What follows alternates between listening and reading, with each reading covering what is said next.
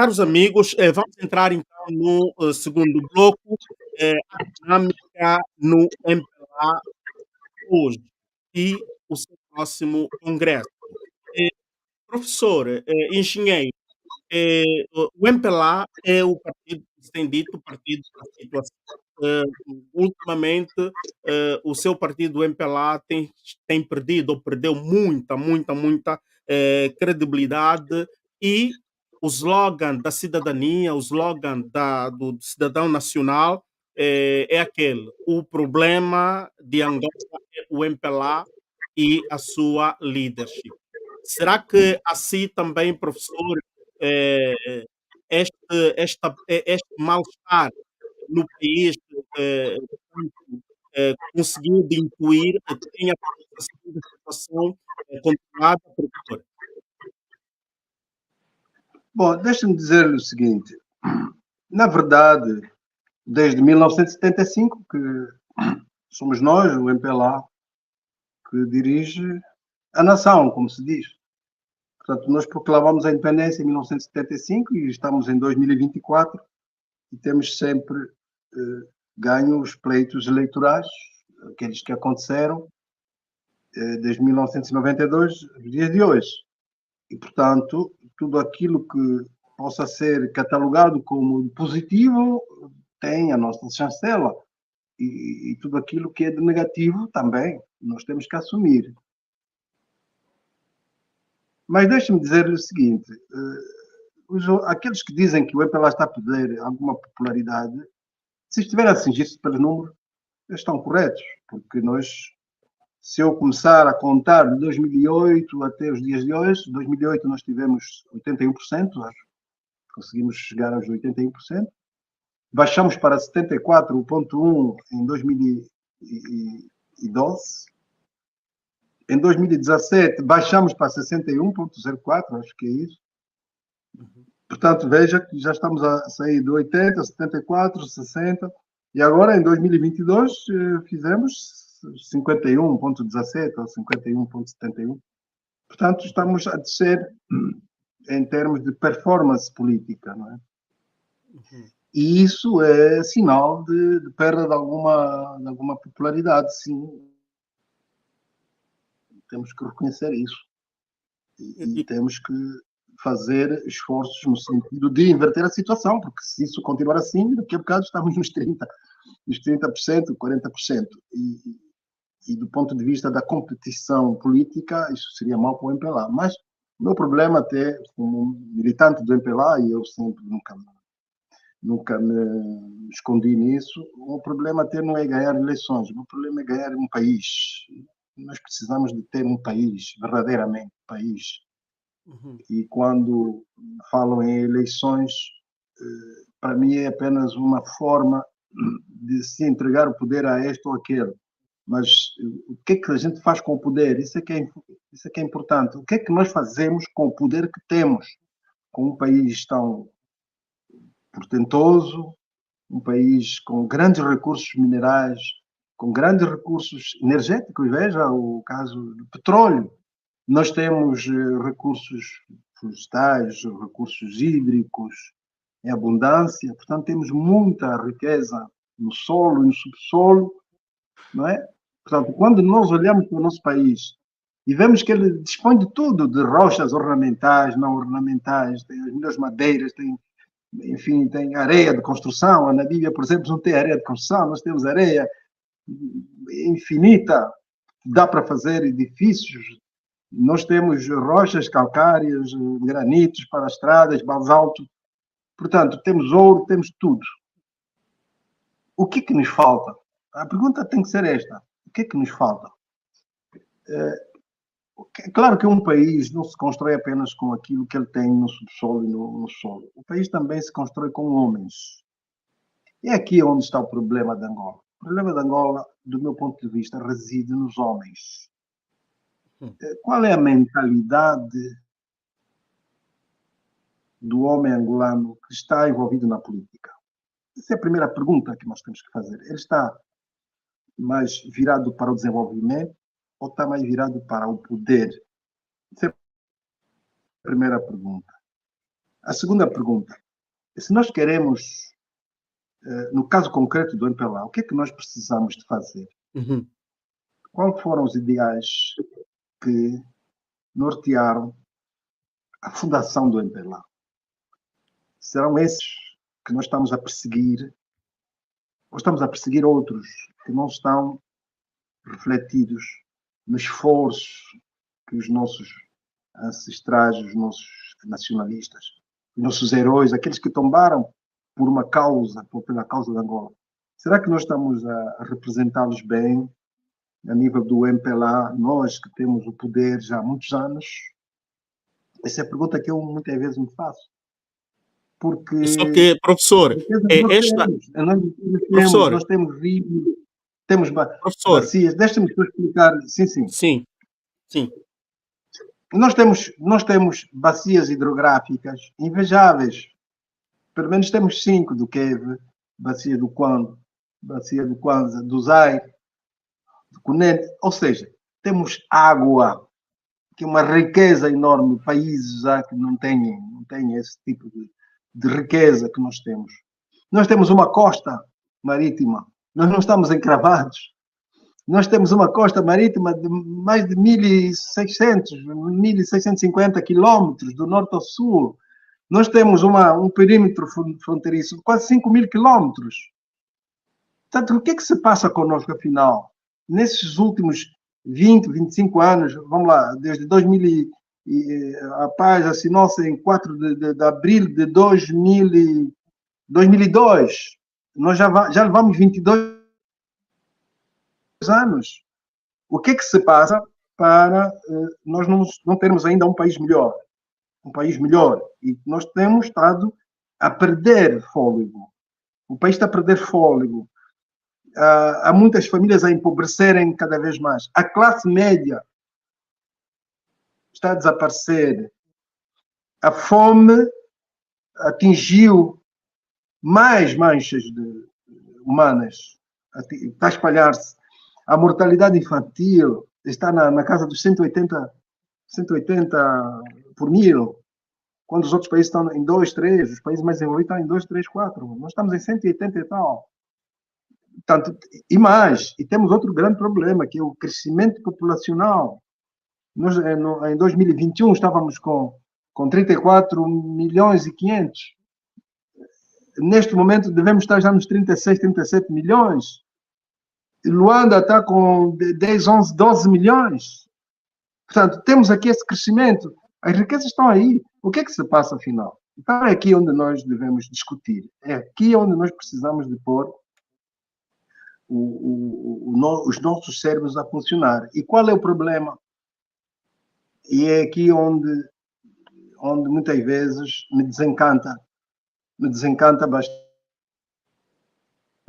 ouvir alguns discursos dos camaradas. Porque não são sinceros, alguns não são sinceros. Não querem falar a verdade e não querem ir ao encontro daquilo que os nossos estatutos, o nosso programa determinam.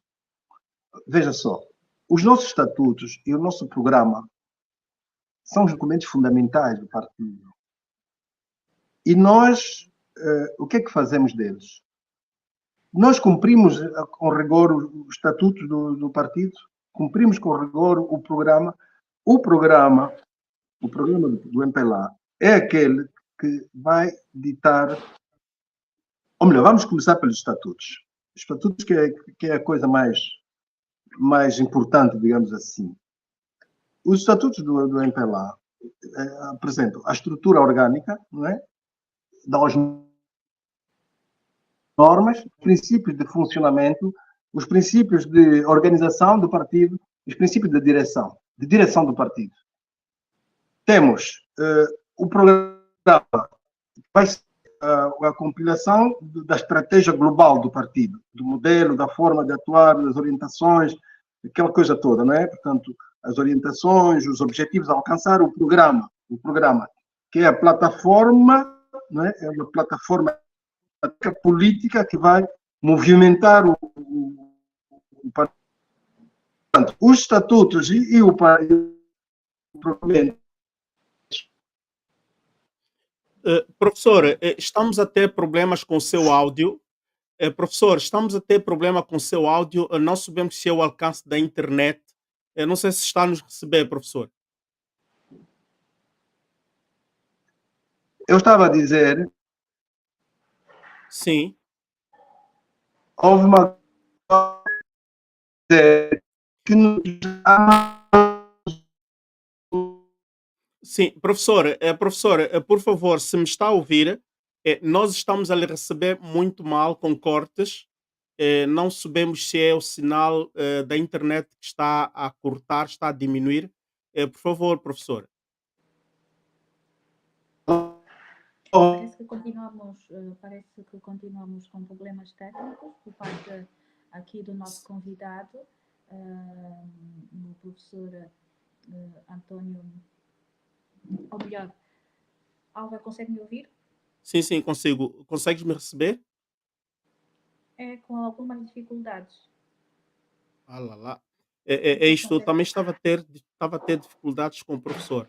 Pois estavas a Exatamente. Eu dizer. dizia que continuamos aqui, continuamos no ar, o Bem-Aja, conversas do nosso quintal, aqui com o nosso convidado de hoje, o engenheiro e político, não é?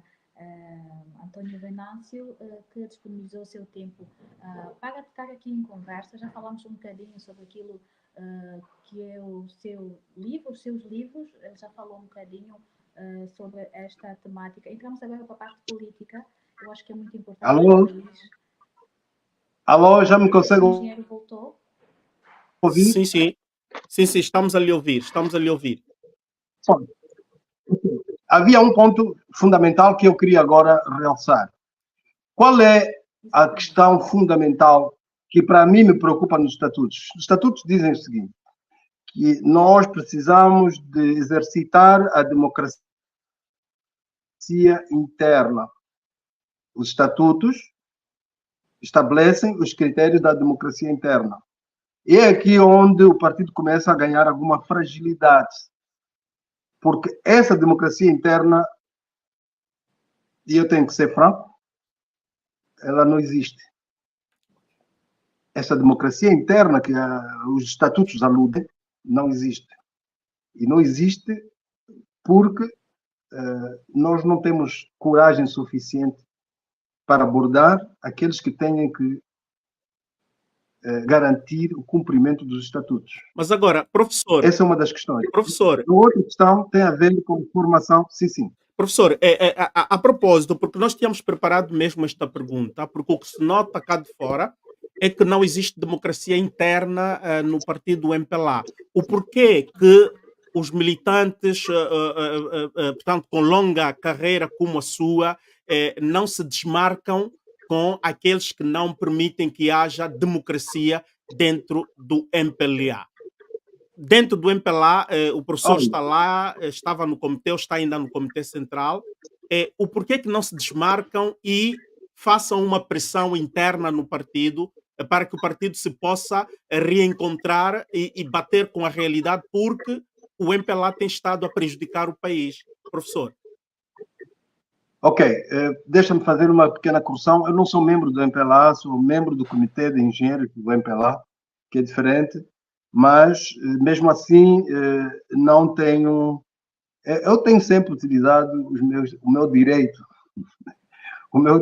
de expor as ideias e falar com os meus camaradas, os meus Portanto, professor, só compatriotas, de maneira para aberta e de esclarecer, maneira franca.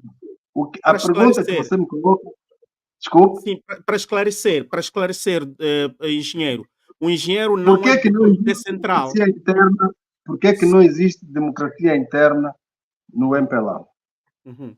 Olha, em 2021, eu, usando das prerrogativas que os estatutos me concedem, manifestei a minha pretensão de concorrer ao cargo de presidente do MPLA, porque reúno os requisitos.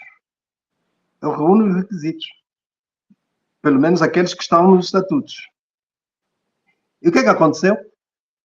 O que é que aconteceu? Portanto, o próprio organismo do partido que devia dar, digamos, encorajar, o próprio organismo do partido entrou com comunicação casos de intimidação. Por quê? Eu preferia dizer falta de experiência, né? A inexperiência e talvez alguma falta de conhecimento dos estatutos, porque houve pronunciamentos que mostraram que mesmo até alguns dos meus camaradas que são membros da superestrutura não sabiam sequer quais eram os requisitos necessários para avançar com uma candidatura ao cargo de presidente do MPLA. Não sabiam e vieram a público. E mais tarde, depois de darem uma vista de olhos dos estatutos, quando se aperceberam que tinham cometido uma gafe, então tiraram as culpas para mim, dizendo que eu não reuni os requisitos. Isso não é verdade. Para não dizer que é mentira. Não é verdade. Eu, quando comecei a reunir as subscrições nas províncias, e eu sozinho consegui 5 províncias, e os outros meus delegados nas províncias já estavam a recolher as subscrições para darmos a entrada do último documento que faltava, todos os primeiros secretários do partido receberam instruções para não permitirem a recolha dessas subscrições. Portanto, foram os organismos do partido que impediram. Não foram os meus camaradas que estavam nas províncias que queriam coisas. Não. Foram os organismos do partido que agiram de maneiras a impedir a minha candidatura. E mais, eu reuni essas provas, levei-as ao tribunal e pedimos a impugnação do Congresso com as provas reunidas, ok? Com as provas reunidas. Eu próprio fui chamado, intimidado, eu fui intimidado no meu comitê de base, promoveu-se uma campanha contra a minha pretensão, mobilizaram-se militantes do partido para tirar-se contra a minha candidatura, assim, e, portanto, todas essas provas foram recolhidas, a equipa que estava ligada ao setor dessa parte jurídica reuniu as provas e foi apresentar ao organismo do governo, do partido primeiro, e depois, uma vez indeferido, subimos para o Tribunal Constitucional. Surpreendentemente, o Tribunal Constitucional não deu provimento à nossa reclamação. Surpreendentemente. É claro que nós ficamos por aí, por uma razão até de fidelidade ao partido. O partido, na altura, estava a enfrentar algumas situações não menos boas com alguns adversários políticos, e nós reunimos e concluímos que deveríamos parar por aí, mas que aquele primeiro passo que havíamos dado seria um bom sinal para dinamizar, digamos, o procedimento, essa figura da democracia interna.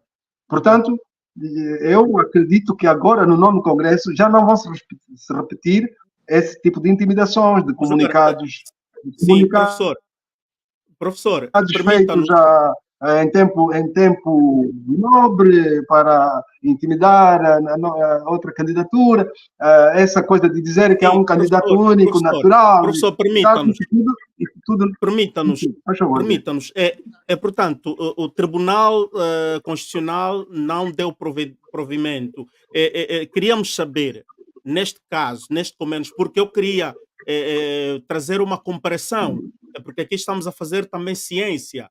O porquê que na UNITA, uma parte dos militantes da UNITA impugnaram o Tribunal, a Corte Constitucional Angolana, o Tribunal Constitucional, deu resposta, anulou por duas vezes. Olha, deixa-me ser sincero. Deixa-me ser sincero, permita-me que eu me expresse. Eu acho que o Tribunal Constitucional tomou uma decisão política. Mas os tribunais não têm que tomar posições políticas, engenheiro. O tribunal não pode tomar posição política, tem que tomar uma posição... Não pode, mas tomou. E nós temos provas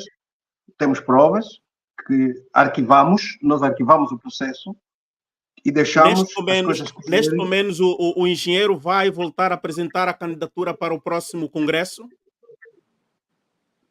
Olha, vou dizer uma coisa que se calhar... Mas deixa-me concluir a explicação para não ficar a meio. Okay. É assim, Álvaro, a minha candidatura estava a correr muito bem. Eu fui recebido na sede na sede nacional do partido, deram-me toda a documentação necessária, ok? Explicaram-me até como é que a tramitação deveria ser feita. Fui muito bem recebido. E depois começamos a nossa atividade nas províncias para recolher as 2.000 assinaturas que são necessárias para fechar o processo. E nós começamos bem. Quando nós chegamos a 1.000 e tal, foi quando então começaram a sair os comunicados para desencorajar os militantes a continuarem a recolher as assinaturas. Ok? Portanto, houve aqui, digamos que, uma irregularidade que nós já não podemos permitir. Você me pergunta se vamos agora relançar essa candidatura. Sim. Não lhe posso responder agora. Não lhe posso responder agora. Eu não te digo não, nem te digo sim. Porque vai depender agora de como é que o processo interno no partido vai evoluir e como é que o país também vai evoluir. Porque nós não estamos aqui apenas para dizer que somos militantes do MPLA. Nós estamos aqui para trabalhar para Angola. Nós somos militantes do MPLA para servir Angola. Não é só para servir o partido. E, portanto, ninguém nos pode coartar o direito de nós também servirmos Angola. Ok? E, portanto, aqueles meus camaradas que acham que deve haver infinitamente uma candidatura única, que estão em contramão dos estatutos, não é? Estão a violá-lo, e ainda por cima criam situações embaraçosas para o partido que faz até perder popularidade. Esse tipo de atitudes arrogantes faz o partido perder militantes. Portanto, nós não podemos aceitar isso no novo Congresso. Se vou me candidatar ou não me vou candidatar, é uma questão de tempo, porque nós, de acordo com os estatutos, aqueles que vão apresentar candidatura ao cargo máximo do partido terão que fazê-lo 15 dias depois da data da convocação do Congresso e 45 dias antes da realização do Congresso. Portanto, veja bem, ainda estamos em 2024. Portanto, precisamos ainda de refletir, de pensar, de ouvir, a escutar, de rodear o país. Nós precisamos de conhecer o estado do país para a gente, se calhar, fazer a atualização ou reatualização da nossa moção de estratégia, do nosso programa, porque toda a documentação que nós havíamos recolhido, que eu havia preparado, levou muito tempo a fazer, a produzir uma moção de estratégia para um cargo destes, não é pouca coisa. Nós gastamos dias, noites inteiras a pesquisar, a ouvir, etc. E fizemos o trabalho. E está aí, está aí. Nós também tivemos que fazer uma listagem daquelas figuras que nós achamos que são os camaradas que nós entendemos que deviam estar na nossa lista para nós fazermos, digamos, um MPLA mais forte, mais fortalecido, mais democrático, mais progressista. Os estatutos do MPLA têm lá essas palavras. O MPLA tem que ser progressista, tem que ser um partido moderno, tem que ser um partido democrático, ok? Tem que ser um partido humanista. Esses valores estão lá. São esses os ideais da formação do MPLA. Professor, não são outros ideais, são esses. Permita, professor. Sim, sim. Permita, a minha colega ela estava a fazer uma pergunta. Porquê que os militantes do MPLA servem apenas o partido e não o país? Ainda falando sobre a candidatura... Desculpa, pode falar um pouco mais alto, que eu tenho aqui alguma dificuldade no meu escutador. Pode falar um pouco mais alto. Porquê que os militantes do MPLA servem apenas o partido e não o país? Essa é a minha questão. A outra questão tem a ver com a candidatura à liderança do MPLA. Eu gostaria que nos falasse de forma concreta quais os requisitos para essa candidatura, não é? Para a liderança do MPLA. Olha, Exatamente. Nós temos um déficit muito grande. Nós temos um déficit muito grande em matéria de democracia interna. E eu acho que é por aí que quando nós tivermos que empreender esforços no sentido de fazermos um partido moderno, progressista, democrático, etc., temos que começar por aqui. E isto tem a ver com as eleições, os processos eleitorais. Os nossos estatutos dizem que os cargos, quer para os órgãos nacionais, quer para os organismos nacionais, Uhum. esses cargos têm que ser conquistados por eleição. Nós tivemos uma cultura que vem do tempo de José Eduardo Santos, que aqueles que têm maior influência, não é? Maior influência, são catapultados. É daí onde veio o compadrio, o nepotismo, etc, etc. Portanto, isso todos nós conhecemos, e isso não é só um problema do MPLA, é um problema de muitos partidos e de muitas instituições. E, portanto, a partir daí, como o MPLA tem o poder político e é a partir das decisões do MPLA que os quadros são movimentados no país. Portanto, tu para seres um governador provincial, para seres um administrador provincial, municipal, para seres um ministro, para seres um secretário de Estado, etc., tens que ser, até agora, tem que ser um militante do MPLA. Aqueles que prosperaram no campo da economia são militantes do MPLA. Aliás, um dos grandes erros que o José Eduardo dos Santos cometeu, o nosso antigo presidente, por memória, foi não ter previsto as consequências da acumulação primitiva de capital apenas dentro do ciclo do partido. Esse foi um dos grandes erros. Aliás, eu admiro o José Eduardo dos Santos quando fez aquele último comício, que disse que eu também cometo erros porque sou humano. Mas é a partir dos erros que nós melhoramos o nosso processo de aperfeiçoamento, corrigindo-os e não voltando a fazer. Tanto aqui, eu entendo que essa elite econômica que o José Eduardo Santos quis criar, não é, deu sinais aos jovens de que é pelo MPLA que a gente prospera. Mas não é assim. Isso não pode continuar. Nós temos que fazer do MPLA uma organização que se rege pelos seus estatutos e seu programa. E ponto final. Ponto final. Mas agora... Precisamos agora de uma fiscalização. Precisamos de uma comissão, aquilo que nós chamamos de CDA, precisamos de uma comissão de disciplina e auditoria. Essa comissão de disciplina e auditoria ainda não tem sido tida como ela devia ser, porque ela tem que começar a agir contra todo tipo de procedimentos que ferem os desígnios do nosso partido.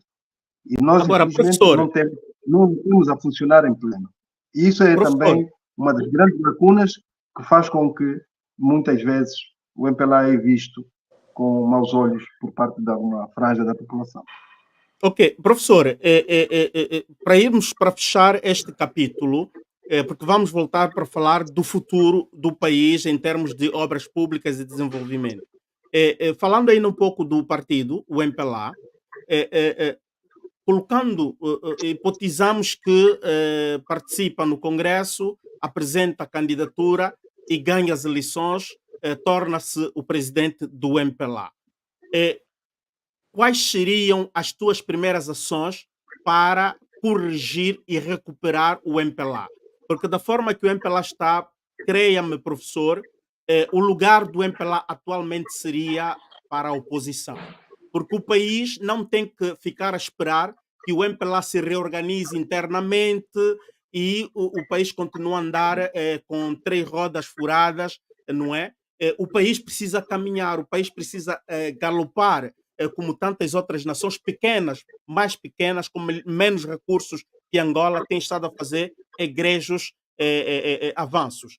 O que é que o professor iria fazer para repor o MPLA, não é, a galopar com força, mas estando na oposição, porque o país está mesmo em, digamos assim, em divórcio com o MPLA. O MPLA só está ali neste momento porque está no poder. Porque está no poder e se fala do MPLA. Professor, quais seriam, caso é uma hipótese que estamos aqui a fazer, ganhasse as eleições partidárias, tornas-te presidente do partido, quais seriam as tuas primeiras ações para recuperar o MPLA? Duas questões fundamentais. A primeira, democratizar o partido. Segundo, democratizar o país. Se nós fizermos isso, todo o resto nos vai ser acrescentado. Ok. Vou repetir, que para não haver dúvidas. Para não haver dúvidas. A primeira coisa a fazer, reunir os melhores nossos camaradas que me acompanham nesta empreitada para encontrarmos vias de democratizar imediatamente o MPLA. Segundo, democratizar o país para pôr todos os angolanos a trabalhar para uma mesma causa, a causa da Angola. Nós não podemos ficar presos à militância. Não é a militância mais importante que o país. Portanto, se nós conseguirmos democratizar o MPLA, se nós conseguirmos democratizar o país e criarmos estruturas que sejam, digamos que, democráticas, a comunicação social do Estado ao serviço dos angolanos e não dos partidos, dos angolanos, se nós conseguirmos fazer com que a Constituição devolva aos cidadãos a capacidade deles também escolherem os seus líderes, se nós conseguirmos fazer isso, todo o resto vai se acrescentar, porque nós temos à disposição muita riqueza. O nosso problema, como eu dizia no início, é a nossa mentalidade. A nossa mentalidade é uma mentalidade de ganhar. Não pode. Nós não podemos estar a colocar o partido à frente do país. O país tem que estar à frente do partido. Os angolanos têm que sentir orgulho de serem angolanos. Nós não podemos ter angolanos que sentem orgulho de serem da UNITA, que sentem orgulho de serem do MPLA, antes de sentirem orgulho de serem angolanos. Porque Angola é que está acima de todos os nossos interesses pessoais, para tirarmos o país da fome, da miséria, do atraso, da corrupção. Por exemplo, veja bem, a corrupção. Como é que nós vamos resolver o problema da corrupção com prisões? Alguma vez se resolveu o problema da corrupção com prisões? Onde é que está a fiscalização? Antes de nós resolvermos o problema da corrupção, temos que resolver o problema da fiscalização. Antes de você criar mecanismos de punição, você tem que criar um mecanismo de defesa. Então você deixa um banco comercial sem câmaras de vigilância, sem códigos nas portas, sem códigos nos cofres. Você não quer que haja depois assaltos, roubos, desvios. Como é que você faz um país que não quer corrupção, mas não tem mecanismos de fiscalização, de dissuasão, de persuasão? Como é que se faz isso? Eu não consigo entender. Portanto, eu não consigo entender isto com os discursos que muitas vezes ouço. E mais. Não vale a pena nós continuarmos a pensar que o combate à corrupção pode ser feito sem a melhoria dos mecanismos de fiscalização, de acompanhamento, de prestação de contas, de check and balance, de processos de SWOT, de ver onde é que nós estamos mal, onde é que nós estamos melhor, quais são os desafios, quais são os desafios, etc. Portanto, nós precisamos, antes de mais, de olharmos para dentro, nós mesmos, ao invés de estarmos a olhar para fora e à procura dos outros, porque nós mesmos também estamos em falta. Nós estamos em falta. A Assembleia fiscaliza o quê? A minha pergunta é, a Assembleia, nós temos 3 poderes, isso dos anos que já não vão, dos séculos XVIII, XIX, que já se fala de 3 poderes, não é? O poder legislativo, o poder judiciário e o poder executivo. Para fazer o quê? Essa separação é para fazer o quê? Cada uma delas tem um Essa é a papel, pergunta tem que a eu sua faço. função. Então nós não precisamos, nós não precisamos de ter, eu insisto na palavra fiscalização, nós não precisamos de fiscalizar os atos de cada um olha para o outro e não permite que se violem determinado Então, tipo de com isto, professor, procedimentos e de leis. com isto Como é que nós eu lhe vamos pergunto, combater? professor, com isto eu lhe pergunto o seguinte, porque já existe um grande vício na família do MPLA. E coloquemos uma outra hipótese, que o engenheiro vá às eleições presidenciais e vence as eleições presidenciais. Temos o novo presidente da República de Angola, é o engenheiro Antônio Venâncio. Ok. Estaria disponível em criar um partido, desculpa, não um partido, mas um governo transversal em que colabore com os outros partidos, porque o país, Angola, está a precisar de se refundar. Precisamos refundar Angola, precisamos relançar uma Angola diferente. E nessa pergunta eu acrescento: acredita na energia da juventude? Iria trabalhar com muitos jovens ou iria pura e simplesmente colocar na sua equipa técnica, na sua equipa política, a velha guarda? Não, negativo. Primeiro, Álvaro, eu quero que me entenda. Se eu for concorrente, se for candidato ao MPLA, ao cargo máximo do partido, se for, sim, eu tenho certeza que eu venço. Porque rodeia-me um grupo de camaradas que são dos melhores que eu conheço. E alguns deles até também são atualmente dirigentes do partido. Se eu for candidato, se eu me candidatar para a direção do MPLA, eu estou seguro de que eu venço as eleições. O Congresso há de aceitar a minha moção de estratégia, há de aceitar o meu programa e há de aderir, porque tem ali a solução do país. Primeiro, eu estou munido de um espírito de desanuviamento da situação política nacional que você não imagina. Eu estou munido de um espírito de distensão política que você não imagina. Esses órgãos da comunicação social do Estado que fazem o trabalho que fazem vão ter que mudar. Vão ter que mudar. A ERCA vai ter que agir de acordo com aquilo que a lei permite, com aquilo que são os desígnios. A CNE vai ter que funcionar com base nos valores universais da democracia. A Assembleia Nacional, o Poder Judiciário, os tribunais, a Presidência da República vão ter que agir em conformidade com a lei. Ninguém vai ficar acima da lei.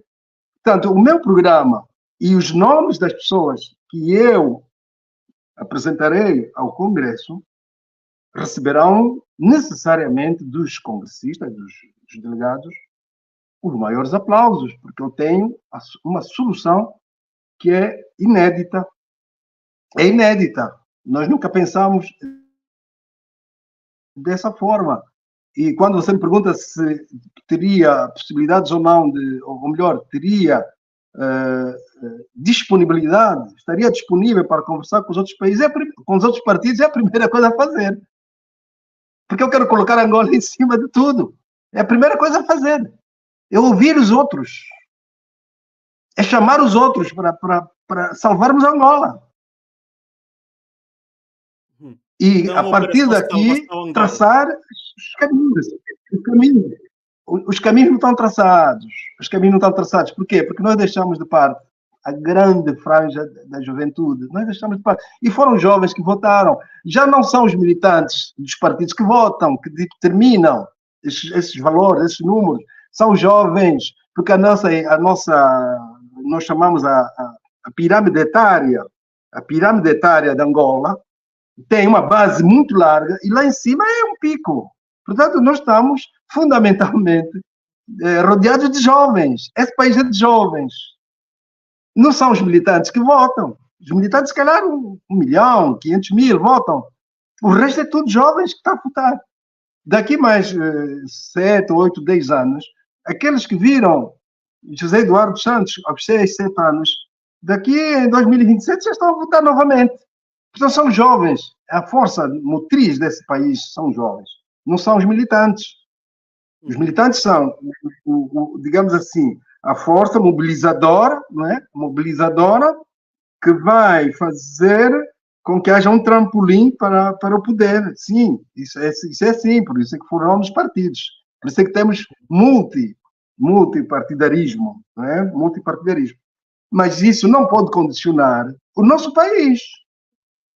Então, um país como o nosso, tão rico, e há ainda pessoas a comer no contentor. Um país como o nosso, tão rico, não nos envergonha nós estarmos na cauda, aqui na região? Então, estamos a falar de quê? De 27 anos de guerra e então 23, 24 anos de paz. O que é que fizemos? Portanto, se você me perguntar novamente, se eu eventualmente decidisse ir ao Congresso como um candidato, e se eu levar comigo o que eu tenho em mãos e acho que vamos enriquecer, porque desta vez podemos ir buscar mais contribuições, mais cérebros, pessoas que foram postas de lado, pessoas valiosíssimas que foram postas de lado. Podemos ir buscá-los. Eu conheço muitos jovens que estudaram comigo, muitos jovens estão na diáspora, que querem voltar. Conheço muitos jovens que estão aqui. Eu estudei na União Soviética. Contaria também com o apoio, digamos assim, com o contributo da, por exemplo, faço um nome, Isabel dos Santos, uma Tizé, aceitaria ou iria convidá-los a fazer parte da sua equipa? Naturalmente, temos que começar o país. Se eu venço as eleições no Congresso, é para começarmos o país, começar do zero. Pensarmos tudo que nós fizemos de errado, fazer a nossa autocrítica, reunir o povo, não é? E começarmos tudo do zero. Porque todos nós, muitos de nós, também cometeu gafes. O próprio presidente José Eduardo Santos disse, nos últimos seus discursos, eu também cometi erros, aceito que os cometi, ok? Portanto, essa mensagem de coragem devia servir para todos nós, e começarmos um país novo, uma Angola que tem nos seus homens a principal força motora, nos jovens. Nós não podemos continuar a ter mortalidade infantil. As crianças, muitas das crianças estão a passar por situações difíceis do ponto de vista nutricional. Qual é a nossa política pública para a saúde? Estamos a construir hospitais, estamos a comprar mais camas, etc. Será que essa é a única saída que nós temos? Olha, eu aprendi muito com o sistema cubano. Aprendi muito, estive lá quase 4 anos. Os cubanos não têm muitos hospitais, mas os cubanos têm uma saúde de ferro. Por quê? Porque eles atacam na prevenção. Eles têm algum saneamento. O saneamento, eles atacaram no saneamento, na limpeza, na higiene, etc., para evitar doenças. Sim. Engenheiro, o nosso tempo já começa a ficar escasso e queríamos passar para a próxima temática. Mas antes eu queria que me respondesse a 2 questões, mesmo para terminar esse bloco. Se for candidatar-se à liderança do MPLA, se deparasse novamente com um boicote, como poderá contornar a situação? Sabe-se que o MPLA já começou a preparar o seu próximo congresso. O que é que espera desse congresso? Não, dessa vez não vai haver boicotes. Não vai haver boicotes com a facilidade com que houve, porque agora muitos militantes que me seguiram, alguns deles com quem eu converso, perguntam-me se vamos novamente apresentar-nos para apresentar a nossa alternativa ao Congresso, porque os estatutos estão aí e ninguém pode pensar que é dono do MPLA. O MPLA não tem dono, o patrimônio é nosso, é de todos nós. Eu estou há 50 anos no MPLA, já contribuí com as minhas cotas, já dei o meu capital, já estivemos a fazer nossos esforços também, e muitos militantes que também deram o seu melhor para esse país, gostariam também de ver mudanças, de ver reformas. Portanto, o partido tem que atender a esses camaradas. Não é? Os estatutos dizem assim: o MPLA aceitará pluralidade de opiniões. Isso são os estatutos é que mandam. E tem uma coisa que eu gostaria também de chamar aqui a atenção e aproveitar esse momento, não para fazer uma crítica, mas para chamar a atenção a alguns dos meus camaradas, a quem eu respeito imenso. Alguns deles estão no Bureau Político, outros estão no Comitê Central, muitos no Comitê Central são meus camaradas, eu respeito, tenho uma consideração muito grande por eles. Por eles, tenho uma consideração imensa. Mas vamos dizer aqui uma coisa. O MPLA só tem 3 símbolos. Não deturpemos os estatutos. O MPLA tem 3 símbolos, e eu posso lembrar. O hino, né, com o povo heróico e generoso. Temos o emblema do MPLA, que é o oval, né, o fundo branco, o mapa da Angola verde, com aquele facho. Aquele é o emblema do MPLA. E temos a bandeira. Nós não temos mais nenhum símbolo. Isso que fique claro. Nós não temos um líder como símbolo. O líder não é símbolo. Portanto, nós vamos respeitar a bandeira, vamos respeitar o emblema e vamos respeitar o hino do MPLA, que é isso que está nos estatutos. O líder não é um símbolo. Mas parece porque a gente, quando faz isso, o que no MPLA o líder é o símbolo do partido, não é? Desculpe. Parece que no MPLA o líder é o símbolo do partido. Eu gostaria que não, mas alguns dos meus camaradas que estão a ouvir agora, por favor, vamos consultar os estatutos. São os estatutos que nos guiam. Por favor, são os estatutos que nos guiam. Eu entendo que acha que haverá múltiplas candidaturas para o Perdão. Eu entendo que havia alguma necessidade no tempo de guerra de atribuir ao líder poderes excepcionais. Entendo isso, uma condução do partido numa coesão inquebrantável, não é? Tudo muito bem, mas nós estamos a viver num país de paz. Nós já assinamos o acordo de paz, de reconciliação nacional, para começarmos um país novo. Portanto, os métodos mudam. Aliás, o que é o programa do MPLA? O programa do MPLA se adapta, de acordo com aquilo que, pelo menos, eu conheço. O programa do MPLA é para ser adaptado de acordo com as condições concretas históricas, porque ela é uma plataforma teórica política que nos orienta. Isso aqui é o programa do MPLA. O programa do MPLA. Todos temos que respeitá-lo. E quando chega a altura do fim do mandato, todos são cessantes. Todos são cessantes. É claro que há continuidade. Depois há uma percentagem de militantes que tem que ser para assegurar, digamos, o funcionamento do partido. Mas nós todos somos cessantes quando termina o mandato. A partir daí, os militantes têm que ser protegidos dos seus direitos, porque todos nós temos direitos, e os direitos estão espalmados no nossos estatutos. Isso eu gostaria de sublinhar. Engenheiro, acha que pode falar sobre as múltiplas candidaturas para o próximo Congresso? As múltiplas candidaturas estão previstas nos nossos estatutos, mas não entendo porque que em 2021 foram travados, não é? Os órgãos da comunicação social não fizeram passar nenhum comunicado meu, não aceitaram fazer passar nenhum comunicado meu. As províncias foram instruídas no sentido de não aceitar. No meu CAP,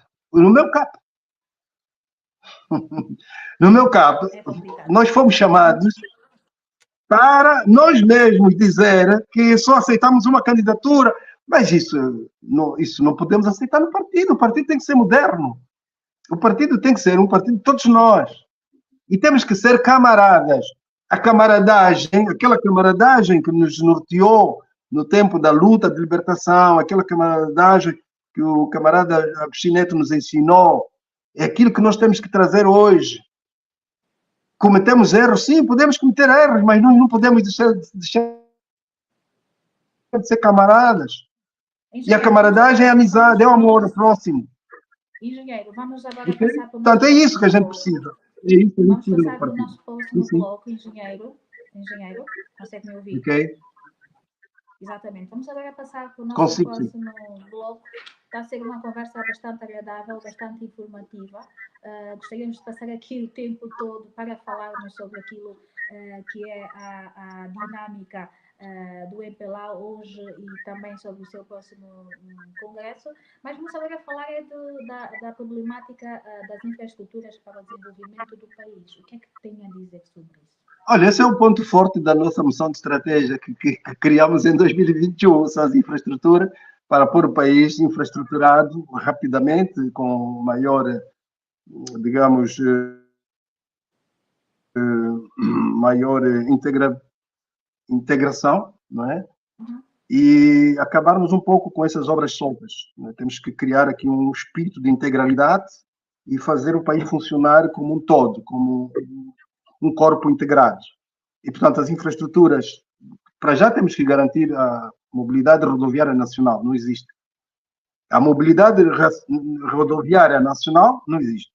Temos que ter um plano diretor das grandes obras públicas, das grandes obras públicas. Temos que ter um plano diretor. É também até para racionalizar as finanças públicas. Né? Temos que ter um plano diretor onde vão estar lá constantes as grandes obras públicas. Nós chamamos assim grandes obras públicas. Temos que ter a noção de aonde é que estão localizadas as riquezas e quais são os caminhos que temos que criar. Quais são os itinerários. Alguns dos itinerários provavelmente serão abandonados e outros novos itinerários serão abertos. Por quê? Porque a economia colonial tinha uma configuração de exploração, de retirada de recursos para exportação apenas e tal. E nós temos outros desígnios. O país tem outros desígnios. E, portanto, precisamos de... Olha, o setor fundamental nesse momento, que deve funcionar em pleno, é o setor do planeamento. O planeamento. Eu tenho essa vocação, porque eu sou engenheiro. Eu não faço nada sem projeto. Não me peça para eu fazer uma obra sua sem projeto, eu não aceito. Portanto, o país tem que ter um projeto, é o planeamento. O planeamento com o setor financeiro do país, com os empresários. Essa conversa, para nós idealizarmos o nosso país a curto prazo, médio prazo, longo prazo, mas sempre dentro do espírito da integralidade. Nós estamos ainda a seguir o caminho das obras soltas. É aquilo que eu dizia há pouco. Inaugurou-se e está tudo bonito. O que nós estamos a ver apenas é o acabamento, é o exterior. O exterior que está dentro nós não sabemos quanto tempo vai durar, quanto é que custou. Por exemplo, a nível da educação. Nós podemos, em 5 anos, nós podemos pôr todas as crianças a estudar. Pelo menos em termos de espaço escolar. Sim, porque estamos a explorar, nós estamos a explorar todas as possibilidades que existem a nível dos processos construtivos que existem no mundo. Não estamos. Mesmo a nível da habitação, quantas vezes eu tenho pronunciado sobre as centralidades? Quantas vezes? A propósito, professor, se podes... Que balúrdios estamos a gastar? Balúrdios e balúrdios estamos a gastar. Como é que nós vamos resolver assim o problema da habitação? Portanto, há aqui muitos pontos de discussão. Provavelmente eu poderei estar, digamos, equivocado. Gostaria que me mostrassem. Mas há sempre uma ideia alternativa, sempre uma ideia para partilharmos entre nós, os especialistas nessas matérias. Portanto, quando falamos em infraestruturas, nós temos que ver, primeiro, educação, infraestruturas para a educação, infraestruturas para a saúde. Que infraestruturas para a saúde? Será que vamos começar pelo hospital e acabar pela água potável para evitar os mosquitos? Vamos começar primeiro a acabar com com o paludismo, primeiro vamos apetrechar os hospitais com medicamentos antipalúdicos. O que é que está primeiro?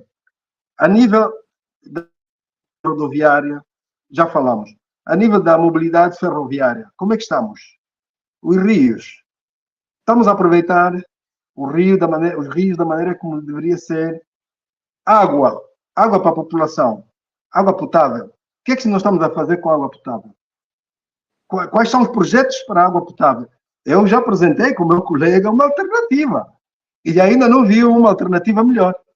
As que nos apresentaram não resolvem nem metade do problema.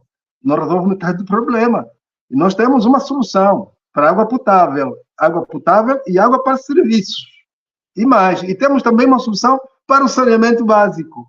Pelo menos para Luanda, que pode ser replicado depois para outras províncias. Portanto, em termos de infraestruturas, e até podemos falar também dos materiais de construção, a indústria de materiais de construção, materiais locais, a utilização de materiais locais de pré-fabricação. Temos que falar de tudo isso para pouparmos finanças e expandir emprego para a juventude. A capacitação de 6 meses, de 1 ano, para fazermos escolas. Nós podemos capacitar um jovem em 6 meses, começa a trabalhar, a fazer escola, porque há processos construtivos fáceis. Uma escola não precisa custar $200 mil para 10 salas, não precisa. Nós podemos pôr 10 salas a custar metade da metade disso. Podemos fazer isso, nós somos engenheiros para isso. Portanto, os arquitetos, todo mundo a trabalhar. Portanto, o país pode, em 5 anos, nós podemos ganhar 20, 25 anos. Em 5 anos, podemos ganhar 25, 30, 50 anos. Em 5 anos, eu repito isso. Falou também. Em matéria de infraestrutura, nós podemos ganhar 25 a 50 anos de avanço, com 5 anos apenas de intervenção. Exatamente. Engenheiro, começou por falar sobre a mobilidade rodoviária. Acha que é um problema para a movimentação de pessoas e bens e ajudar também naquilo que tem a ver com o desenvolvimento do país? Olha, eu quando penso na mobilidade rodoviária nacional, eu recuo um pouco para os Estados Unidos da América e vejo porque que os Estados Unidos da América se tornaram uma grande potência mundial. E hoje é a superpotência mundial. O Rio Mississippi. O Rio Mississippi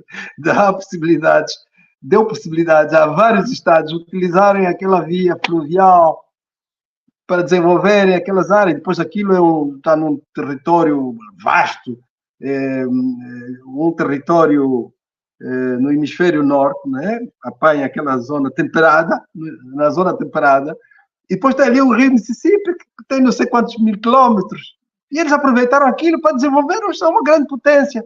Onde é que está o nosso Rio Mississippi, entre aspas? Onde é que está o nosso? Nós temos a costa e estamos a vender o petróleo pelo mar. Acabou. Estamos descansadinhos. Estamos a desenvolver. Temos o Rio Kwanza. Temos o Rio Kwanza que começa no Bié, no Cuíca. O Rio Kwanza dá energia, nem dá água suficiente até para a capital. O Rio Kwanza não consegue dar, porque nós não estamos a fazer as engenharias necessárias. Então nós não podemos falar isso por quê? O país não é nosso também. O país também é nosso. Então estamos a brincar com o desenvolvimento. Com o desenvolvimento não se brinca. Morrem muitas pessoas, as pessoas empobrecem, os outros depois começam a abandonar o país, os jovens começam a sair do país, porque nós estamos a andar lentos. Estamos a andar muito lentos. E depois não queremos democratizar. Isso é inaceitável. Nós não queremos democratizar por quê? Não podemos democratizar o país. Queremos fazer divisão administrativa para fazer o quê? Então, a divisão administrativa, temos que confundi-la com construções. Estamos a confundir a divisão administrativa política com construções, com infraestruturas. Então, fazemos uma estrada, acaba o problema. Quando é que é preciso dividir o quê? É claro que eu tenho essa minha opinião, não quero que as pessoas entendam que eu sou o arauto da verdade. Não estou a dizer isso, estou a dizer que isso é uma pergunta para colocar na mesa, para discutirmos. Mas é preciso que as pessoas nos deem a oportunidade de a gente colocar a pergunta. A minha pergunta é, queremos a divisão administrativa fazer o quê? E essa é a minha pergunta. Por que não me dá a oportunidade de eu perguntar?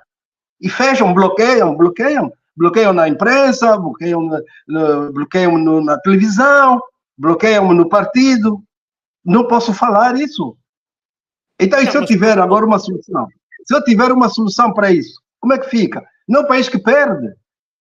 Então você me diz, vou dividir a província porque eu quero levar os serviços longe. Então não estamos a confundir a levar os serviços longe, construção com a divisão política administrativa. A divisão política administrativa, nós temos que ir à busca daqueles geógrafos que inventaram esses termos de geografia política, de geopolítica, consultá-los, não custa nada, estão aí, o acesso é rápido, para ouvir o que falaram esses grandes pensadores da geografia política sobre os países. Não estou a falar de um Spinman, por exemplo, professor, que falava do espaço digital. Estou a falar de pensadores que olharam para o aproveitamento da geografia política numa outra vertente. E, portanto, aqui estamos a falar de quê? Estamos a falar de infraestruturas. Não estamos a falar de infraestruturas, de aproveitamento dos recursos que o país tem, recursos hídricos, os terrenos, as terras férteis, para agricultura, para criar emprego, ok? Para gerar emprego. É isso que nós precisamos para pôr os jovens a trabalharem, a capacitá-los. Portanto, há muita coisa que nós, alguns de nós, e aproveitando aqui essa brecha dos estatutos que diz que podemos, sim, apresentar ideias no âmbito da pluralidade de ideias que estão nos estatutos, podemos, sim, discutir isso a nível do partido. E aqueles que estiverem em minoria vão seguir para termos coesão partidária. Nós temos que ter coesão partidária. E a coesão partidária não se consegue bloqueando os outros, fechando a boca dos outros. Não, antes pelo contrário. Nós temos que envolver as pessoas, ouvir a todos, tirarmos o melhor do pensamento, das melhores ideias e argumentos, se necessário, mandar fazer cálculos, trazer os cálculos de viabilidade, compará-los e depois aplicá-los, para nós termos poupanças públicas, para não termos desperdícios financeiros, porque são muito necessários. Nós estamos a crescer. Álvaro, deixa-me só dizer uma coisa. Sim. Tu sabias que dentro de 15 anos nós vamos estar na casa dos 50 milhões de angolanos? Sabias que dentro de 15 anos nós em Luanda vamos ter a volta de 15 milhões, 12, 13, 14, 15 milhões de habitantes em Luanda? O que é que nós estamos a fazer para a expansão das infraestruturas? Onde é que vamos buscar tanto dinheiro para a expansão das infraestruturas? Qual é a solução? Agora começa aqui o problema. Qual é a solução? A solução está naquilo que eu chamo do plano diretor das grandes obras públicas, naquilo que eu chamo de mobilidade rodoviária nacional. Para quê? Para descongestionar as grandes concentrações de habitantes, de cidadãos. As grandes concentrações, como Luanda, por exemplo. Luanda continua a crescer todos os anos. Mais 300 mil pessoas, mais 400 mil pessoas e mais. E depois ainda temos o problema da chamada urbanização, que também não é só dos naturais, mas também dos estrangeiros, porque os estrangeiros também têm tendência de saírem dos seus campos para virem para a cidade e geralmente escolhem a cidade do Luanda. Portanto, temos aqui vários cenários que podemos colocar em balanças para vermos qual deles nos afeta mais ou menos, não é? E que nos traz ganhos mais ou menos. Depois de fazermos isso, sim, podemos avançar. E é essa discussão que no ensino do nosso partido, infelizmente, não acontece. Professor, permita-nos, porque estamos aqui mesmo na conversa do nosso quintal e também temos os internautas que fazem parte desta conversa e porque até muitas das questões que vêm da parte dos internautas chegam a superar aquelas que nós colocamos. Mas temos o tempo já escasso, então vamos permitir agora ouvir, ou melhor, ler, pescar as perguntas que os nossos internautas estão aqui a colocar. Mas de antemão já tínhamos duas perguntas, embora que o professor já respondeu de uma forma muito global, mas eu vou colocar na mesma essas questões que temos aqui, para o professor ser um pouco mais sintético nas perguntas. A primeira pergunta é esta. Eu gostaria de saber, da parte do engenheiro, quando uma verdadeira reconstrução nacional com os angolanos a desenvolver e criar projetos próprios, como construção de habitação, pontes, etc., em vez de contarmos com os estrangeiros. Ela aqui pergunta: são os estrangeiros que estão a vir construir, ou por que não reconstruirmos o nosso país com os angolanos? Professor, uma resposta sintética. Ok, esse é um grande problema também que nós temos, um grande constrangimento que temos a nível da política nacional. Nós não conseguimos formar uma classe empresarial angolana genuína, como eu costumo dizer, uma classe empresarial angolana. E é porque não criamos ambiente de negócio também para eles. Nós, quando falamos de criação de ambiente de negócio, geralmente viramos para os estrangeiros, criar bons ambientes de negócio para os estrangeiros que vêm investir, que fazem investimento direto estrangeiro. E esquecemos-nos muito de que também precisamos de criar bom ambiente de negócios para os nossos investidores nacionais, pequenos, médios e grandes. Então, se nós não criarmos também isso, os nossos não vão criar postos de trabalho, não vão criar emprego e vão cada vez mais empobrecer, sendo ultrapassados pelos investidores estrangeiros. Portanto, o que nós precisamos é importar tecnologias, know-how, trazer know-how, fomentar o investimento estrangeiro direto para que eles também possam trazer inovação, know-how, trazer tecnologias, novas tecnologias, depois começarmos a manufaturar para exportar, criar ganhos trazer ganhos para as nossas pequenas empresas, que vão também entrar como subempreiteiros, como pequenas empresas, pequenos fabris, pequenas iniciativas fabris. Precisamos de tudo isso, mas nós não estamos a fazê-lo. Por isso é que nós não temos uma classe empresarial angolana forte e capaz, e o que nos aparece à frente é tudo estrangeiro. Mas também é um pouco culpa do petróleo, né? Nós vivemos 98% das exportações, era tudo petróleo, e depois perdemos um bocadinho. Temos que diminuir o petróleo. Temos que diminuir o petróleo porque existem países que não têm petróleo, mas estão a desenvolver. Criar infraestrutura. Ok. Vamos para esta pergunta. Produtivas. Gastar mais nas infraestruturas produtivas. Isso é que nós precisamos. Ok. Professor, temos esta pergunta de um internauta que se intitula de PO. Senhor engenheiro, não achas que te faltou um pouco de mais radicalismo e populismo para o MPLA aceitar a tua candidatura obrigatoriamente? Eu acho que a experiência ganha-se passo a passo.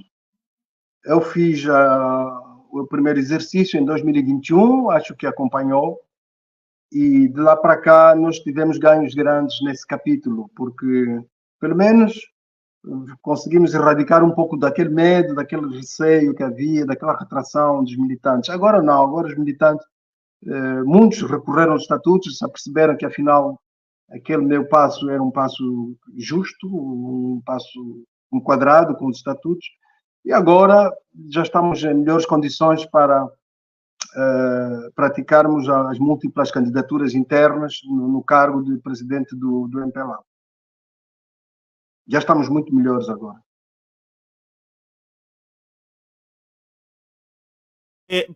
Engenheiro, temos aqui um dos internautas que acabou de telefonar agora. Ele tem uma pergunta a fazer ao professor. Sim, sim. Tens o microfone, mais velho Esteves. Sim, boa noite, senhor Antônio Venâncio. o engenheiro, por acaso é uma grande personalidade, já Boa noite. também no Goza TV, no Tiago e tal, é uma grande personalidade, gostei muito, por acaso. Se tivesse em Angola, votaria para ele, para uma mudança. Por acaso, este homem, mas é uma coisa, Venâncio, porque eu acho que somos da mesma idade, né? Porque vi a sua biografia. Venâncio, você não vê que o MPLA deu as costas à África? Ele venderia o seu petróleo, o seu combustível, pelo menos no Congo Democrático, ou na República da África do Sul, ou na Namíbia, que ele não faz. Ele prefere tudo importar. Como disse o Benhaja, o jornalista que está aí. Por que não investir nos nossos técnicos? Já estamos há 50, quase meio século no poder. E a minha segunda pergunta, ou a terceira, é quanto é o nosso PIB de exportação, ou desculpa lá, de importação alimentar no estrangeiro? E qual é a nossa autossuficiência alimentar no país? Porque falaste muito bem da malária, das doenças, da mortalidade infantil e tudo. Isso eu estou de acordo contigo. Estou de acordo a 300%. Mas vocês têm a apostar na alimentação em Angola. Mas eu quero saber qual é o grau, o nosso alimentar do povo do país. Sim, quer dizer, não importar a alimentação. Qual é o que é Angola? Qual é a visão do angolano? Qual é a visão deste angolano? Como você? Porque você veio comigo na hora colonial. Você viu que as cantinas, crianças comiam, tinham alimentação. Eu comia na escola de São Domingos como você. Comíamos, temos lanche. Tínhamos tudo. E por que vocês não fazem? Com tanta exploração, toda a exploração, agora a exploração está mais intensa do que noutra hora. Nós temos a população menos do mundo. Nós temos a população, pela nossa extensão do país, temos 1.240.000 quadrados. A França tem quase 600 e tal mil quilômetros quadrados. Tem quase 70 milhões de habitantes. Quer dizer, Angola não tem população, não tem povo. Mesmo que você me falar 15 anos, vai ter 50 milhões. Isso não é nada. Angola deveria ter 350 milhões. Porque Angola está quase no tamanho dos Estados Unidos. Angola não tem população. Mas qual é o projeto de nação? Qual é o projeto de nação? Mas eu agradeço muito, por acaso. Você é um homem que me inspirou muito. É a segunda vez que eu vejo no Beaja. Eu já vi muitas vezes no Goza TV. Por acaso no Tiago. Gostei muito, gostei muito. Eu até dizia, este é o homem que merece. Porque você aposta na Angola, não aposta no partido, mas aposta em Angola. Como estou em França, 30 italianos, mas eu nunca vi um presidente, parece 5 presidentes ou 4, ninguém a dizer meu partido. Nem o Mitterrand. O Charles de Gaulle estava com o Mitterrand em guerra, mas quando deixou a pasta, o outro subiu no poder, ele chamou meu presidente. Não foi perseguido, nem em tribunal. Ele disse, meu presidente, tchau, foi-se embora. Era um socialista e como é que se diz, capitalista, não é? Vocês chamam capitalista, mas eles chamam aqui, quer dizer, dessa direita, não é? Porque eles vinham, porque a esquerda e a direita veio da França. A esquerda e a direita foi a França que inventou. Portanto, eles diziam para da direita, nem veio dizer capitalista, não. Ok. Mas o homem já tinha um nome carimbo, socialista, que era o Mitterrand. Era isso, meu irmão, camarada, compatriota. Eu gosto muito de ti. Pronto. Ok, muito obrigado. Muito obrigado. Muito obrigado. Olha, meu contemporâneo, eu não vou considerar que você me fez perguntas. Você me fez uma intervenção muito, muito positiva, que primeiro me encoraja bastante. Estou muito satisfeito, mas gostaria também que soubesse que eu tenho na minha moção de estratégia uma solução uma solução, não diria, mas vários capítulos que estão relacionados com a integração aqui regional. Como é que Angola, do meu ponto de vista, devia se relacionar aqui com os países limítrofes, essa coisa dos corredores do Lubito e por aí fora. E eu acho que podemos sim agora melhorar um pouco mais, enriquecer, mas tem toda a razão, Angola está um pouco, pelo potencial que nós temos, devíamos liderar um pouco mais em algumas commodities, por exemplo, e aproveitar mais o mercado da República Democrática do Congo, um mercado grande de muitas centenas de milhões de consumidores, aqui na África do Sul, a própria Namíbia, a Zâmbia. Temos aqui, portanto, um enquadramento possível para melhorarmos o nosso desempenho aqui na região. Mas eu vou considerar, tomei nota, e quando eu me reuni com a equipa, se nós tomarmos a decisão de nos candidatarmos, essa questão não vai ficar de fora. Em 2021, nós tínhamos uma equipa multifacética, multidisciplinar. Tínhamos alguns que estavam ligados à economia, outros que estavam ligados à saúde, também alguns que estavam ligados à educação. E tudo isso, depois conseguimos encontrar uma saída.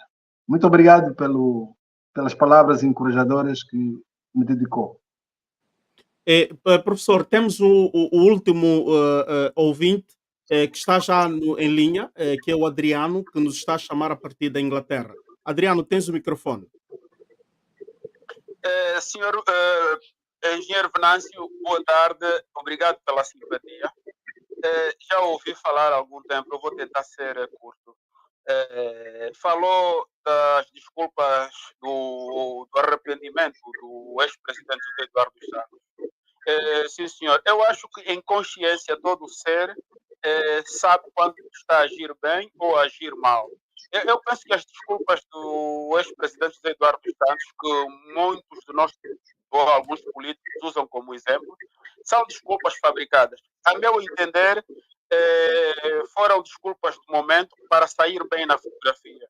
Eu pessoalmente conheço a gestão do presidente, do ex-presidente Eduardo Santos desde o tempo de guerra até a paz, depois, foi marcada por imensa corrupção. Isto todo angolano sabe e eu vou ficar por aqui. Agora, com relação à gestão ou ao modernismo político em Angola, eu acho que os nossos políticos, no caso o presidente da República e dirigentes no geral, gostam de buscar modelos. Para o modernismo, vamos para os Estados Unidos. Para a repressão, vamos imitando a Rússia. O que é que o senhor engenheiro acha sobre a perseguição aos ativistas, por exemplo? Eu acho que todos os países têm os seus problemas e nós podíamos estar a fazer entrevista, ativismo com cabeça, tronco e membros, quer dizer, aconselhando ou ajudando na nossa governação. O que é que o senhor engenheiro Venâncio acha sobre a perseguição aos ativistas? Esta é a minha questão. Ok, muito obrigado, Adriano. Professor. Adriano, vamos por partes, vou ser sintético. Vamos começar pelo antigo presidente José Eduardo Santos. De facto, eu também registrei e fui um dos militantes que mais criticou, se calhar, não sei, criticou em público, em artigos, o antigo presidente da República, não enquanto militante do MPLA, mas enquanto presidente da República. E uma das coisas que, de facto, me deixou muito embaraçado e de certo modo, desencantado foi quando se aprovou a Constituição atual. A Constituição atual, me parece, foi o maior erro cometido pelo antigo presidente José Eduardo Santos. Permitiu que os poderes atribuídos ao presidente da República fossem assim tão exagerados.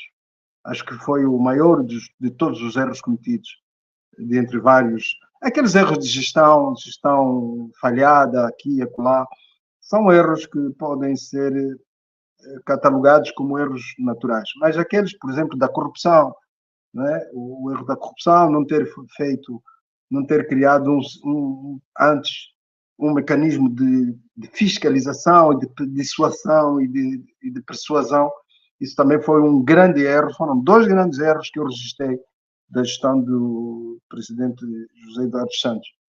Mas é sempre bom a gente considerar aqueles que pedem perdão. Eu tenho esse coração.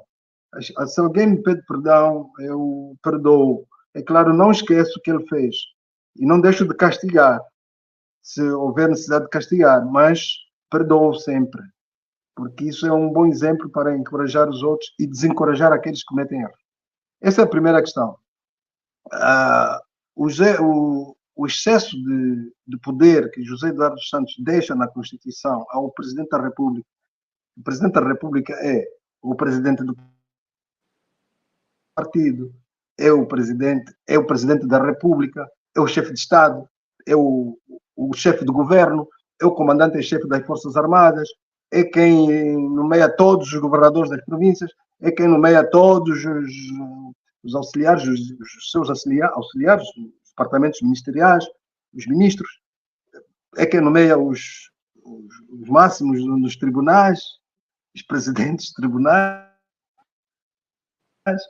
Depois tem ainda o poder discricionário de não eleger, não nomear aquele que sai em primeiro lugar, que sai em segundo, que sai em terceiro. Portanto, esses excessos de poder que José Eduardo deixa na Constituição, não estou a dizer que deixou para João ou para Pedro, não é? Estou a dizer que deixou na Constituição, foi muito mal. Me parece que foi muito mal. E eu, às vezes, comparo o poder com uma bebida alcoólica, rapidamente, só para lhe dizer, para não ficarmos muito sérios, né? Vamos lá. A bebida alcoólica, se você toma numa festa de modo moderado, de modo comedido, a bebida alcoólica o que faz? Cria alegria, desinibe, tira-te a timidez, dá-te assim um ar animado e tal. Mas quando você toma essa bebida alcoólica em doses moderadas, mas se você toma bebida alcoólica em doses excessivas, o que acontece? Você se embriaga. Você pode até cometer asneiras, porque você tem muita bebida ingerida e, portanto, você perde muitas vezes o controle da situação, para além de fazer mal. O mesmo acontece no poder. Com o poder, quando você tem poder excessivo, também vicia. Cria aqui uma embriaguez política e você perde-se. Portanto, eu acho que esse excesso de poderes que a Constituição atribui ao Presidente da República, me parece que constitui um dos erros mais notáveis cometidos pelo antigo Presidente da República. E depois tem aquele problema que eu citei, o problema da corrupção, que o combate à corrupção, ou quando você permite que se crie uma elite económica e empresarial, você tem que criar imediatamente os mecanismos de contrapoder e de fiscalização dos atos praticados pelos agentes públicos. Isso não aconteceu. Aliás, até hoje não temos. Eu considero que nós não temos fiscalização no país. Uhum. Bom, e a outra questão que... Sim, dos ativistas. Os ativistas... é Adriano, não é? Adriano, vamos primeiro democratizar o nosso país. Vamos democratizar o nosso partido, vamos democratizar o nosso país. Todos esses problemas começam a ficar resolvidos. Embora que, prontos, a justiça também é justiça, né? A justiça tem que funcionar com vigor, mas tem que ser uma justiça para todos e aqui distante, e uma justiça que possa ser justa, não é? Sem olhar para cores partidárias. E a democratização do país vai ajudar imenso para que a justiça possa ser uma justiça confiável e credível no nosso país. Uhum. Gilda? Exatamente, estamos no final do nosso programa, Conversas no Nosso Quintal, mas ficou aqui uma pulga por trás da orelha, um assunto bastante pertinente e bastante atual. Olhando para aquilo que foi o último discurso do presidente do MPLA, Presidente da República, João Lourenço, que descarta as autarquias. Quer falar sobre as autarquias, engenheiro António Venâncio? Descarta não percebi? descarta as autarquias, não se vai realizar autarquias em 2024? Olha, Emenegilda, quando nós temos uma liderança em mãos, quando nós somos escolhidos para liderar um determinado processo, nesse caso um processo político, como é o caso de Angola, o camarada João Lourenço tem toda a legitimidade para fazer a gestão do país de acordo com aquilo que ele entende ser o melhor para o nosso país. É claro que provavelmente eu não faria. Talvez eu priorizasse, dentro das prioridades eu colocaria a democratização do país, porque é a partir dela que nós vamos pôr os cidadãos a participar diretamente nos problemas locais. As autarquias têm uma importância muito grande.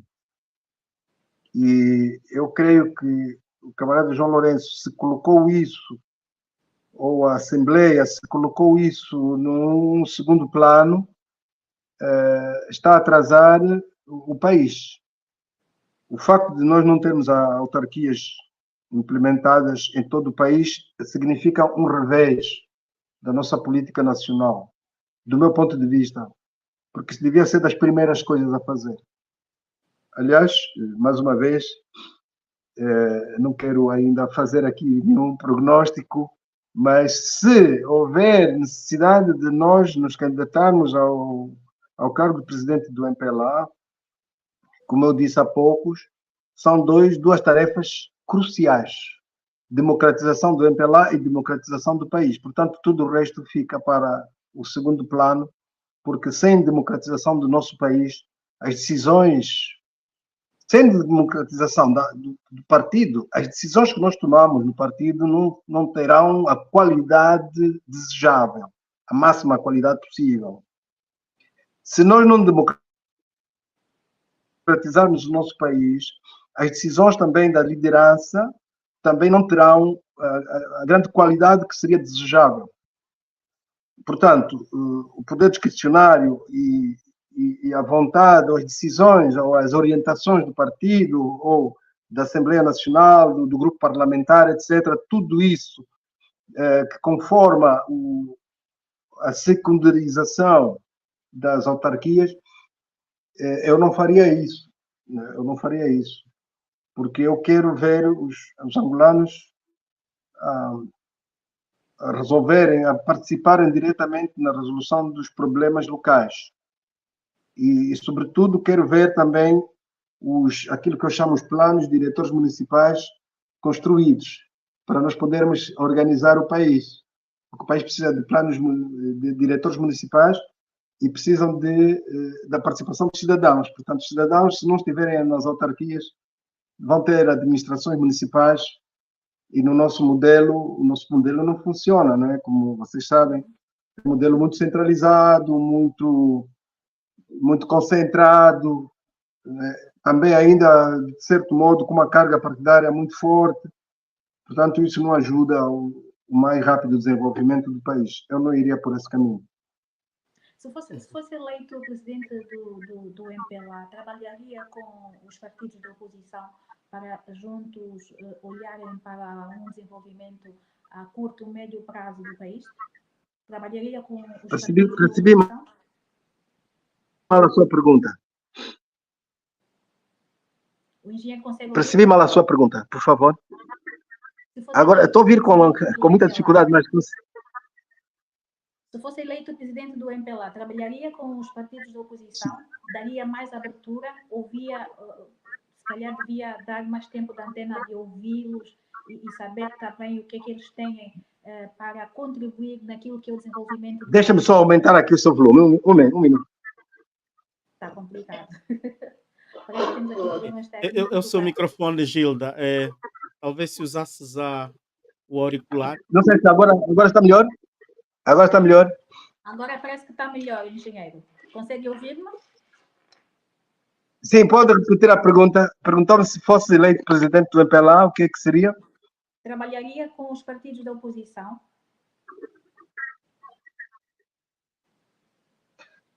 O momento histórico que o Angola está a atravessar pelo nível de dificuldades e constrangimentos e a situação social do país, muita fome, eu acho que sim, acho que seria um dos passos que eu iria dar, com toda a coragem, para ouvir, para aproximar os outros e gizarmos um projeto de nação que pudesse contar com a participação de todos.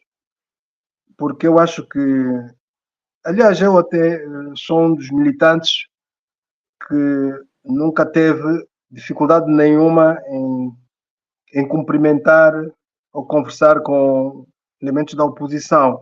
Eu mesmo, quando tinha aquele problema, aquele projeto do Rio Luanda, ainda temos, fui apresentá-lo ao grupo parlamentar da UNITA, na sua sede. Fui apresentá-lo ao grupo parlamentar da Casa CE, do MPLA, etc. Tivemos a fazer um périplo por vários partidos e gostei de ouvir o outro é sempre uma riqueza. O chinês diz assim: se eu tiver um pão e o outro tiver um pão, a gente se unir os dois e trocarmos os pães, cada um de nós leva um pão.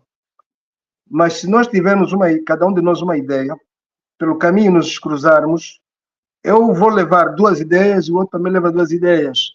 Só para caricaturar aqui um bocadinho a ideia do chinês. Ou seja, o momento atual que Angola vive é sim aconselhável, o momento histórico que nós estamos a viver, é sim aconselhável uma aproximação cada vez maior com os outros, com os nossos adversários políticos, com as igrejas, com a sociedade civil, com os ativistas políticos, com aqueles que não têm partidos, com as associações socioprofissionais. Portanto, eu acho que sim, e aquilo que eu dizia há poucos de começar a fazer um restart ao nosso país implicaria sim ouvir bastante os outros, até porque o nosso processo é um processo muito complexo e ainda não atingimos o desanuviamento da situação política nacional e a tal distensão que eu referi há poucos. A distensão política nacional ainda continua muito por se fazer e também temos dado poucas oportunidades aos outros de se manifestarem nos nossos meios de comunicação social que são do Estado, né? Temos dado pouco espaço. Eu acho que isso não contribui para o desenvolvimento do país. Porque eu sou, não sei se existe esse termo, eu sou desenvolvimentista. Eu sou um homem virado para o desenvolvimento. Talvez a profissão me empurre para isso. Eu gosto muito das infraestruturas, gosto da industrialização, gosto de emprego, muita dinâmica, gosto de ver as máquinas andar, gosto de ver os jovens a estudar, as crianças nas escolas, os médicos a trabalharem. Portanto, eu gosto muito disso, não é? Não estou muito metido para essas pequeninas coisas do poder. Quanto é que eu te dou de poder? Quanto é que tu me dás de poder? Eu não estou muito nisso. Eu quero dinâmica. Eu quero pôr Angola a funcionar.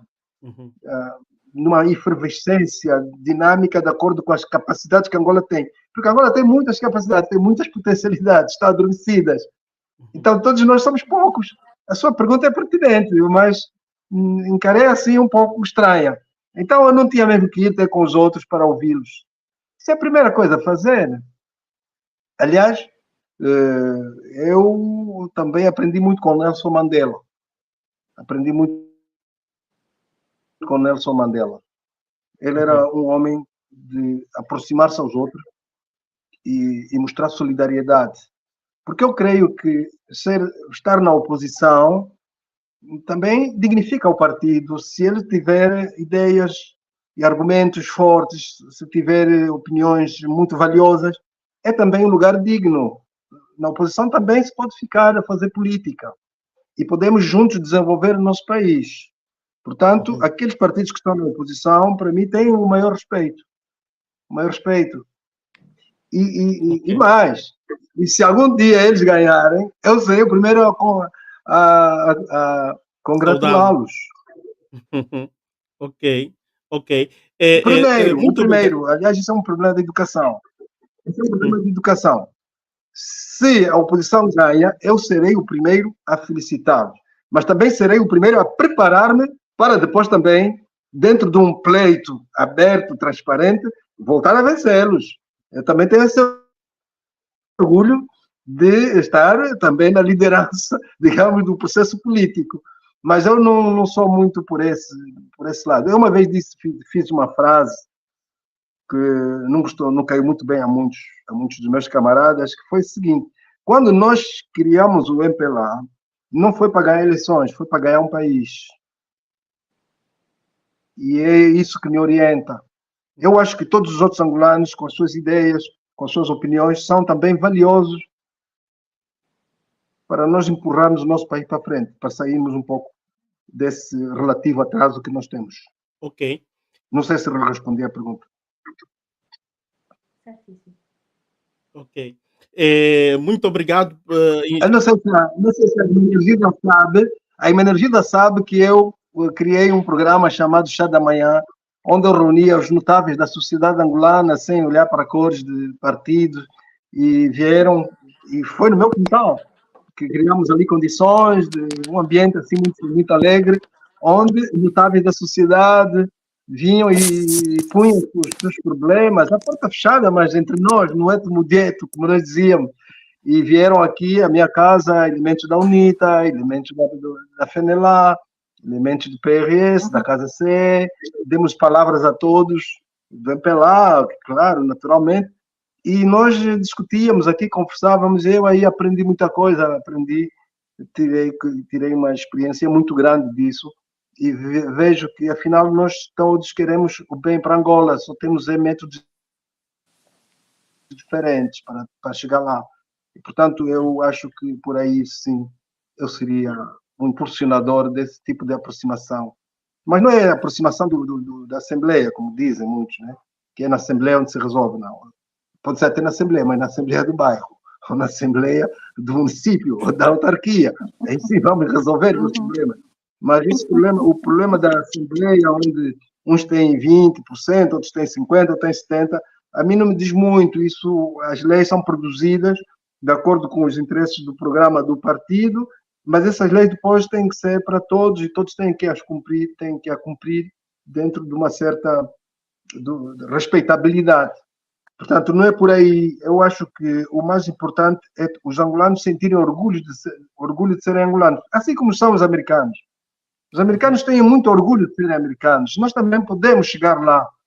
Nós podemos criar aqui um ambiente saudável de convivência social distendida, completamente distendida. A guerra já acabou há muitos anos. Portanto, nós podemos conversar, podemos conviver. Nós podemos conviver, nós cabemos. Essa Angola tem capacidade para centenas de milhões de pessoas, 300 milhões de pessoas. Tem essa capacidade. Temos muitos recursos. Malange está aí com grandes potencialidades. Quando Cubango, grandes potencialidades. Nas Lundas, grandes potencialidades. No Wyoming, aqui no Kwanza. Então, somos poucos. Por que não? Ok. Muito obrigado, engenheiro. Estamos mesmo na reta final. E vamos então concluir. E porque até alguns internautas estão aqui a cumprimentar o professor. Tem um que disse que prefere o professor do que o candidato, portanto, Cláudio dos Santos, o filho do Fernando Dias da Piedade. Portanto, são opções.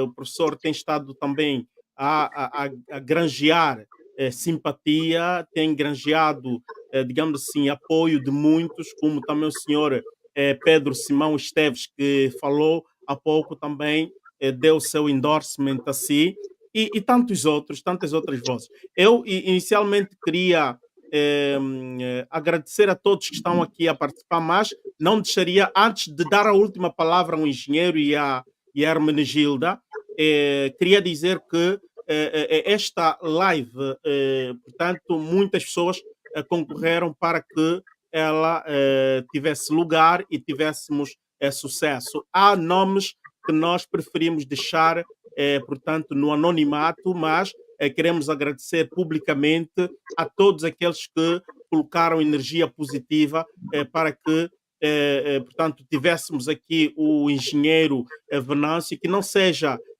a primeira, é a primeira, mas que não seja a última. Traremos de novo aqui o engenheiro para falarmos muito, cada vez mais, aprofundar em questões, por exemplo, de urbanização, infraestruturas, Fiscalização. habitação e muito mais.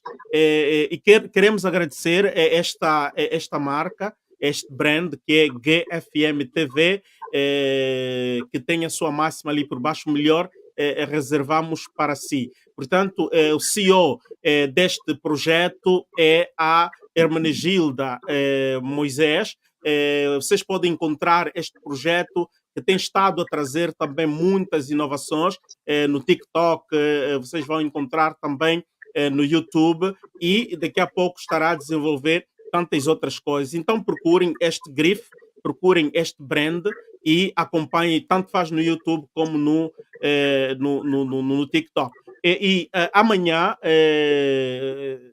felizmente amanhã, o horário não é habitual para todos, mas teremos o professor Severino Ngüenya, um filósofo contemporâneo, para não dizer o maior filósofo da lusofonia em África. Ele defende a tese, portanto, da filosofia africana e que tem sido, ou melhor, introduziu a filosofia africana em grandes universidades, em grandes academias ocidentais. Então, estará conosco, e a entrevista com o professor Severino será, portanto, dirigida sempre por Álvaro Mendes e coadjuvado por Emerson Souza e José Gama, dois jovens analistas políticos. José Gama também é um jornalista, o Emerson é um, portanto, escritor. Então, não faltem, amanhã será transmitido aqui a partir das 13h30 de Angola. Estamos juntos amanhã e quero voltar aqui no estúdio para dar, aliás, lembrar que o professor tem o livro publicado, não se esqueçam, no Cacenda, para quem está em Luanda, no Cacenda, na rua 6, casa número 142, vocês podem encontrar, ou então vocês podem telefonar para o seguinte número que já tínhamos anunciado antes, que é o 923798904. Isto é para quem está em Angola. Quem está no exterior, nunca esqueça sempre de colocar mais 244 923 798904. Portanto, e você pode comprar também através online. Tem aí portanto, este é o IBAN do Banco de Fomento Exterior. Mas queremos recomendar chamar este número que acabamos de dar e poderás ter todas as informações necessárias para adquirir o teu livro. Voltamos no estúdio e quero voltar a dar a palavra ao professor, ao engenheiro, para então as últimas considerações e depois a palavra à Hermenegilda, que vai fazer o close. Olha, eu só tenho a agradecer a oportunidade que me deram para apresentar o meu livro e falar um pouco sobre ele, e também pelas perguntas que me fizeram, perguntas de interesse geral, relativamente aos aspectos do nosso país, do nosso partido, do nosso glorioso partido.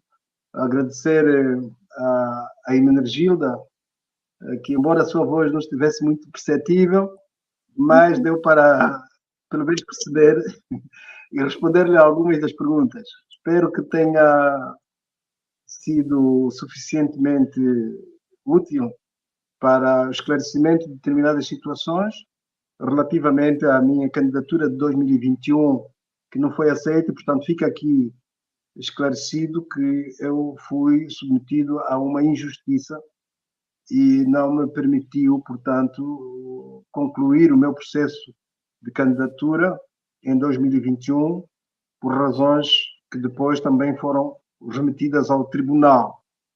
Do ponto de vista das infraestruturas, foi o que eu disse, precisamos de fazer um projeto de nação, e a partir daí tirarmos aquilo que eu chamo de